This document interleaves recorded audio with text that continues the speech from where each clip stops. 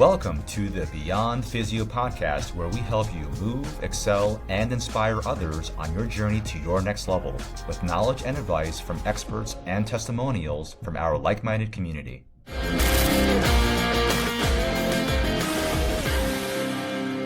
Meaghan, it's been such a pleasure working with you, not only as a fellow healthcare professional, but also because you are basically the ideal client that we're looking to work with. Somebody who's over 30, really cares about their health, wants to invest in getting to the best version of themselves, has tried many different things and hasn't gotten the results they're looking for. And thankfully, our solution worked for you. And I want to dive into that. But Meaghan, can you tell us more about your background? Yeah, sure. Thank you, first of all, Jerry, for having me. And yes, I check all those boxes. I'm in my early, almost mid-40s, really, actually. And I have been exercising since I was a kid in one way, shape, or form. I was a figure skater. I ran cross country. I rode crew in college for a year. Badass. And then got into lifting as I got out of college and whatnot. And that's definitely been a foundation of actually why I got into my current career, background in exercise physiology and then cardiology. And so I'm a physician assistant working cardiology, and I've done that for 16 years. Mom of 2 young kids. Yes. Wife of a husband who also likes to work out, thankfully. So we're workout buddies, but he does travel a fair bit as well. That's really rare, actually, because what I have found, and maybe you've seen the same thing, where it's typically one spouse who's crazy about exercise and the other one is more sedentary or not as into it, but you and your husband are both really into this. Yes. He actually is the one that got me into triathlon. He was doing his first triathlon shortly after we met. And so he's the one that got me into that. And I got him into CrossFit for a little while and more of the lifting. And so, we've definitely been on this journey together, which has been cool. That's great. So now when you guys met, were you both already into fitness? You already had the background that you did. Was he already into that? Yeah, he was.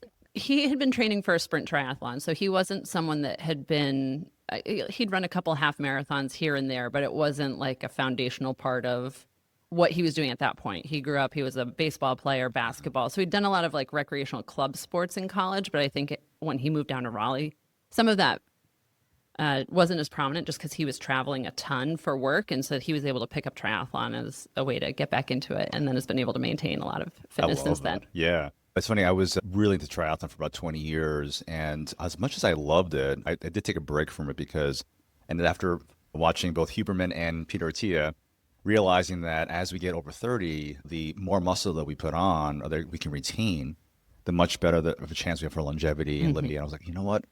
I was pretty skinny. This cardio. Yes, all that cardio. So my VO2 max is great. I was feeling great. But I was definitely feeling weaker for sure, and definitely really skinny. So it started to really dawn on me that I need to make changes now as I was entering 40s at the time, where I can start now working and focusing on the things that will help me to be as the best version as I can be when I hit my late 40s and late 50s and beyond. Yeah, absolutely. I agree. I think that, I don't know if this is, I feel like a lot of people probably go through this, but as a female, it's like cardio, making sure that you're running and burning all the calories and all that kind of stuff. But yeah, again, like reaching the age of perimenopause and all that good stuff with hormones fluctuating, really wanting to get back into lifting heavy stuff. It's also a stress reliever for me, as we've discussed. Yes, and so getting my hip sorted was definitely a big part of being able to resume that kind of activity. Yeah, let's dive into that a little bit, because this is not your first rodeo with physical therapy. No.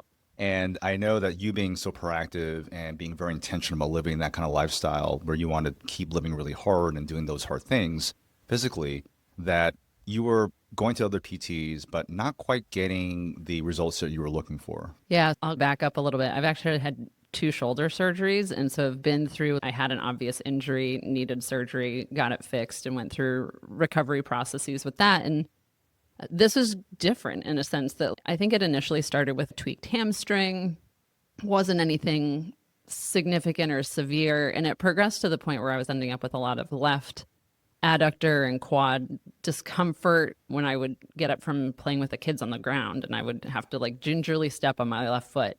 And so that was really the time I pulled the trigger to see the first physical therapist. And that kind of pain resolved pretty quickly with some basic strength exercises and some stretching. But I knew that something wasn't right with my hip, but I could live my daily life without any problems. I could run, I could do the things I wanted to do. It was just certain stretches, yoga, I could tell there was something off. But because it wasn't causing me pain or disrupting the activities I was doing, no one could really put their finger on it. And it didn't stop you necessarily from doing Right. things. But then it got to a point where it was getting very frustrating for you. And when you and I first met, that was an emotional time. Yeah. Yes. And I was like, oh, wow, this is definitely something that's really frustrating Yeah. Meaghan and preventing her from doing what she wants to do. Yeah, I actually went to go see an orthopedist just because I follow more of my dad's genetic profile, if you will. And so he had bilateral hip replacements at 65, and he is not nearly as physically active as I am. And Yeah. I've been running for 20 years or more now. Yeah. Time gets away from me. Still think I'm younger than I am. I do too. So we're on the same page. My Garmin watch will tell me that I'm younger than I am. And so I went to see an orthopedist just to be like, if that's what this is and I shouldn't be running, or I need to change what I'm doing to stay healthy and active, then I want to know about that. I don't want to be doing more harm. I had physical therapists tell me that like my left hip is just 15 years older than my right and I need to deal with it and just manage answer. accordingly. Great answer. But it didn't make sense to me. There was no obvious arthritis on the x-rays. Like no one could really pinpoint again what the issue was. And after 3 physical therapists, my massage therapist said, Julie, hey, I met yeah. Dr. Jerry. You should go check him out. And I was initially reluctant in the sense that it was like round 4. Exactly. It's time, it's money, it's at that point I hadn't been successful and I was like, maybe this is just as good as it gets and I'll manage it from here on out. You know what? I'll try one more. I trust Julie. I've seen Thanks, her for Julie. years. So we'll give it a shot. Yeah, it's interesting because that's what has motivated me to start Next Level is that we've gotten a reputation over the last 20 years of being the place where you've got something weird or something that can't fix it and nothing's defined by MRI or X-ray. This is the place you go to. Yeah. And we have seen a lot of people just like yourself where they haven't had the answers. But they live like a really healthy life. They do everything right, but they just can't do certain things, but there's no injury, quote unquote, per se. I'm sure if I was sedentary, things would Yeah, have shown 10 times worse. themselves a lot sooner. But That's true. That's true. And so it's people like you when you came in, I was like, well, we got to figure this out. And that's, I think for me, I thrive in that environment where bring me what you got. We'll Yeah. just break it all down. Yeah. And I think we found a couple things that were new to you. yeah, day one, just that you were the first people that actually watched me run.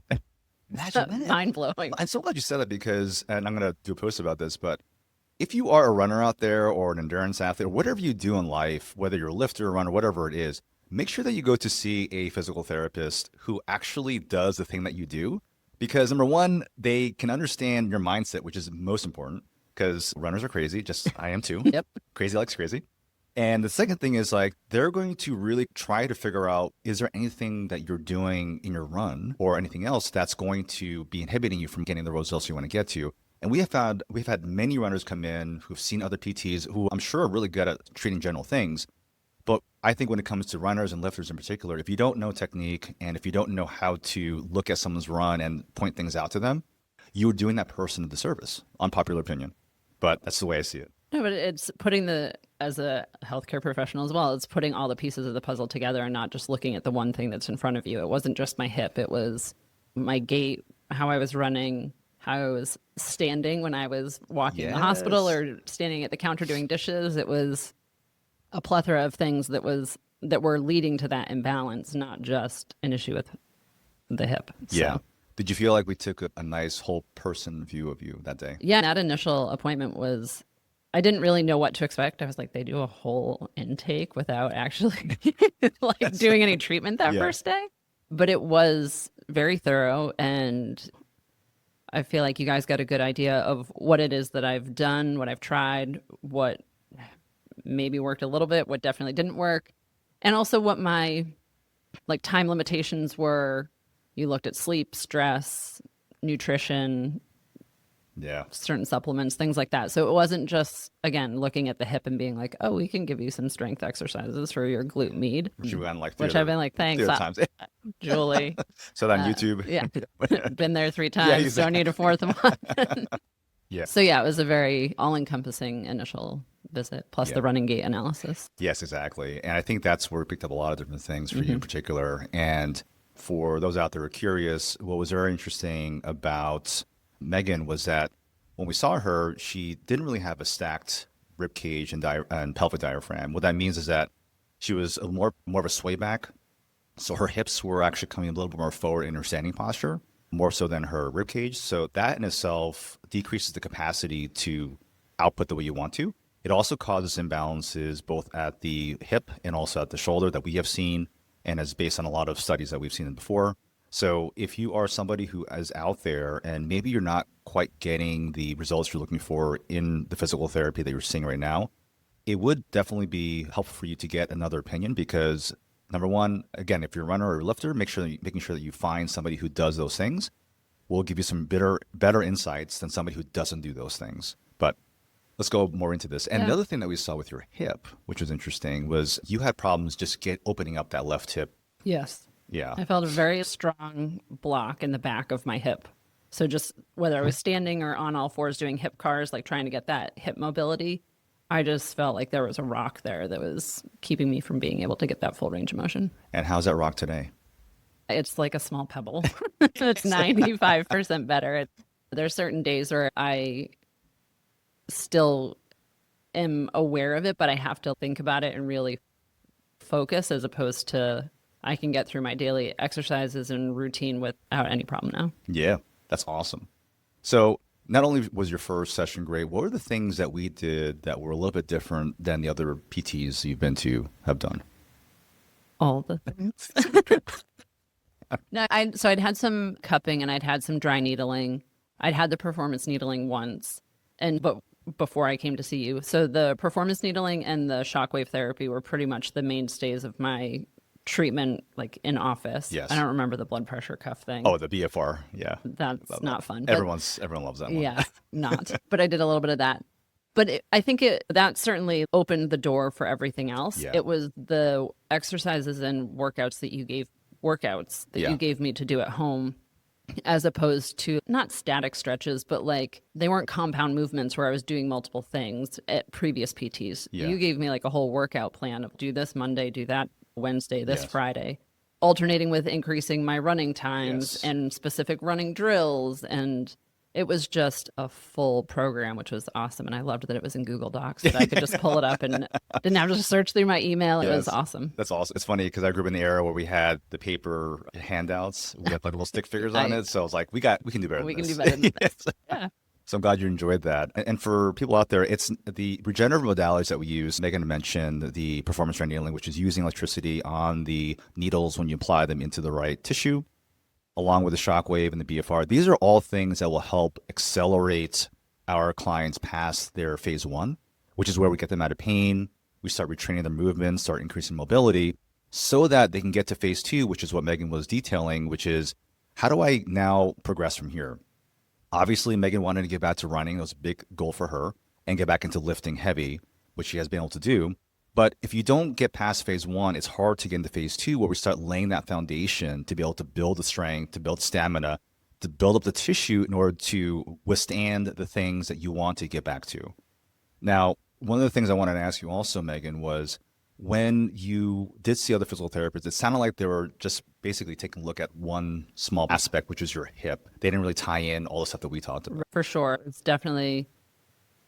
It was just the hip, maybe a little bit of adductor stuff here or there, but it wasn't like I had my low back needled with you. I had a little bit of, as I was getting more mobility in my left, my right was like, hey, what's going on over here? And sometimes we had to address the right hip a little bit. I never really got that far with other PTs, honestly, but at the beginning, it was also calf stuff and working on. I have really funky feet from being shoved in figure skating boots for 16 years. Yeah, you don't want to see your feet. I have huge arches. And anyways, even just things like getting the little toe spreaders off of Amazon and wearing those while I'm watching TV at the end of the evening for a little bit. Yeah.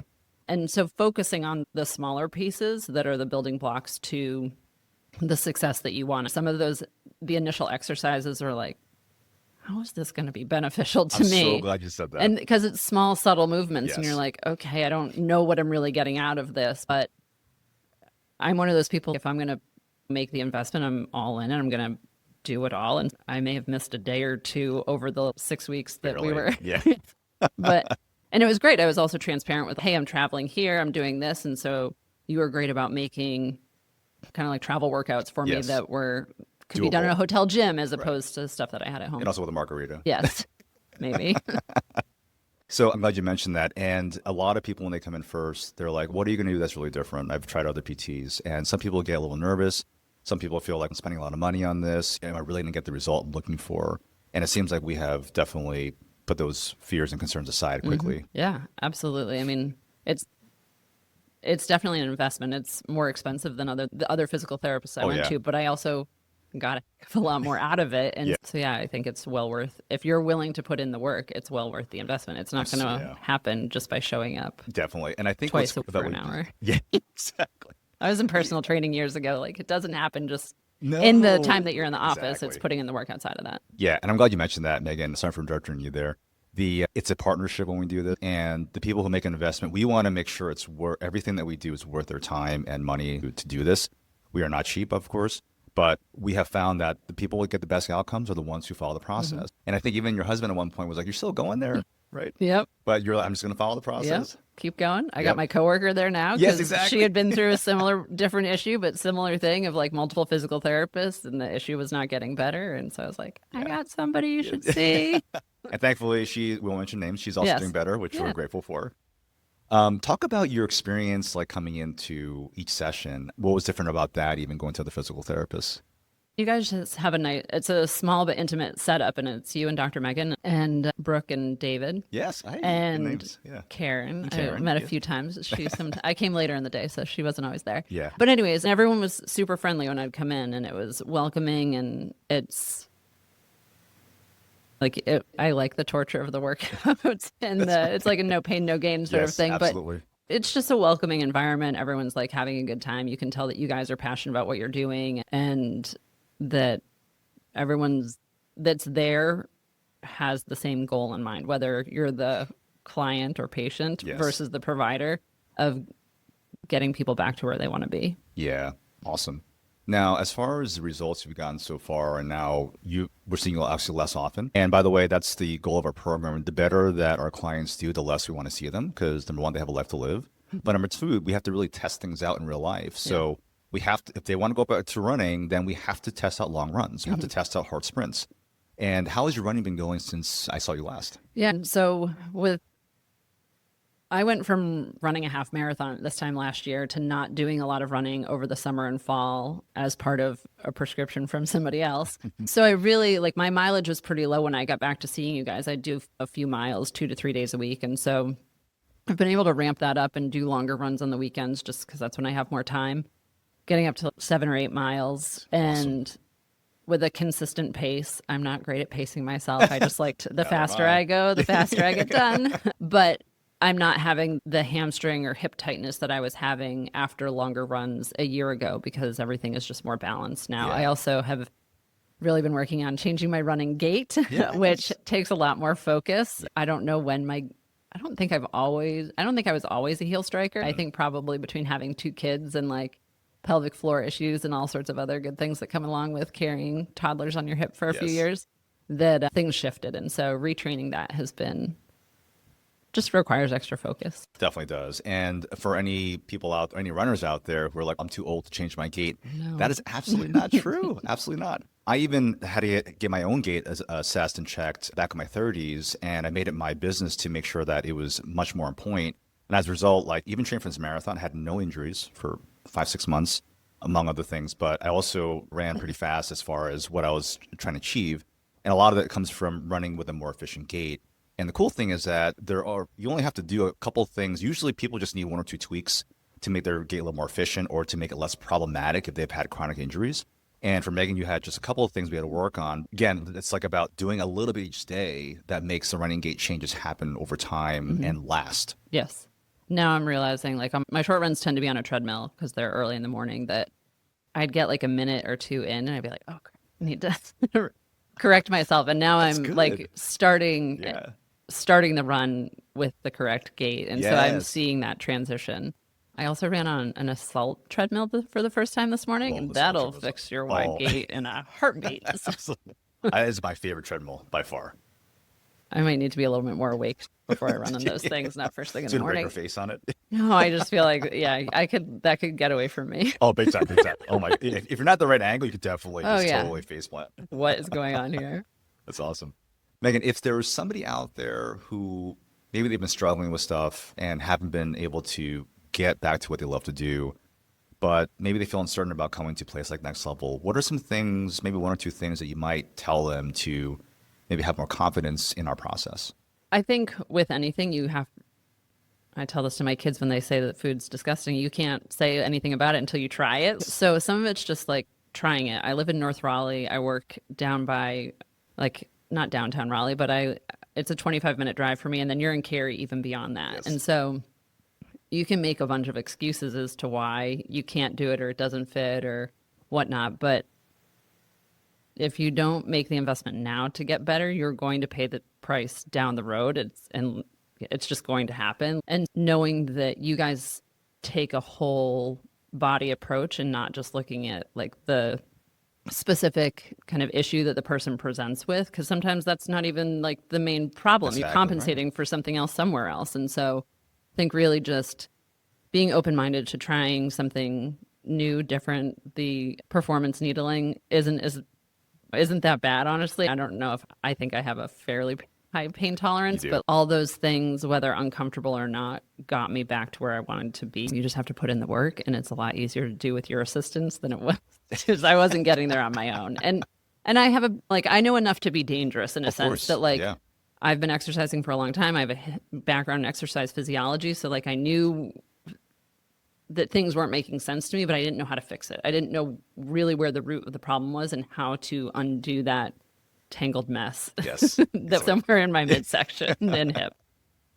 Yeah. And I think the good thing, again, because you stuck with the program, I think you got results very quickly too. And it was, I would say, after the first couple of weeks, I think we started seeing you once a week. Now we're seeing once every couple 3 weeks now. 3 weeks now, yeah, which is great.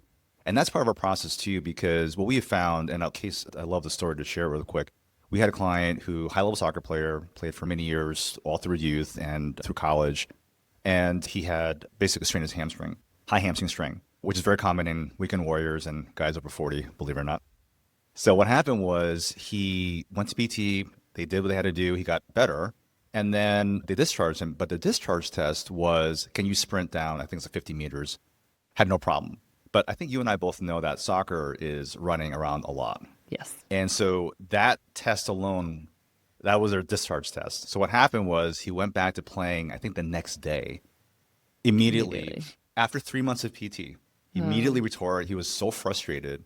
And the reason why I bring up our phase 3, which is our process, is that we want to stay with people as they start going back into their activity, even if it's once a month, just to make sure that things might come up. And we talked about like up and down. Sometimes that happens. But even as you're getting back to activity, you might get little tweaks here and there. And that's part of the process of starting to increase your demands on the tissue and on your body. And when we have our patients phase 3, we want to make sure that we can stay ahead of these things. So they're coming in almost preventatively, but also to make sure that if anything does need to get addressed, it gets addressed very quickly. There's no delay. And that way they can get back to what they love to do. Yeah, I think that's a good point. You can't mimic a soccer game in a discharge test or running a half marathon or whatever it is, but also getting people to just go run that distance out the gate is also not safe or healthy. And so it really makes sense. And that was in the intro session too that I had with you guys of progress is not linear. There will be bumps along the road, and whether they're mild setbacks or just delays or whatnot. And so that will happen for everybody. And thankfully, mine were relatively mild and minor and easy to work through. But as I'm really just in the last week or two getting back into the more rigorous strength training, things may pop up, and just being open-minded about that and not discouraged, but hopping back into see you. So it doesn't get worse. Awesome. Now, Meaghan, as we close our episode here, what are maybe 2 or 3 words that come to mind when you think of next level? Amazing. Yes. Welcoming, amazing, and super productive. That's 2 words, but it was just such a good experience that I've told multiple people about you guys already. I know thank you. Once this North Raleigh location opens up, the people that I am geographically closer to, I'm sure will hop down. Carries a little bit of a drive, but but yeah, it's just been such a great experience and so productive and helpful, and knowing that if I were to have another shoulder issue or whatever it is, that you guys are going to get to the root of that problem and not just throw me a couple exercises. Meaghan, thank you so much. I'm really enjoying this part of our journey together, where we're seeing you really thrive out there, not just belong. Belong, exactly. So I'm looking forward to some great things. I'll probably be racing with you at one of the marathons coming up, or half marathons coming up this fall. That'd be awesome. Yeah. Cool. Thank you so much again. Thanks, Dr. Jerry. Thanks so much for tuning into today's episode. It really does mean a lot to us. And don't forget to share, subscribe, or comment if you got at least one or two helpful insights or takeaways to help you get to your next level.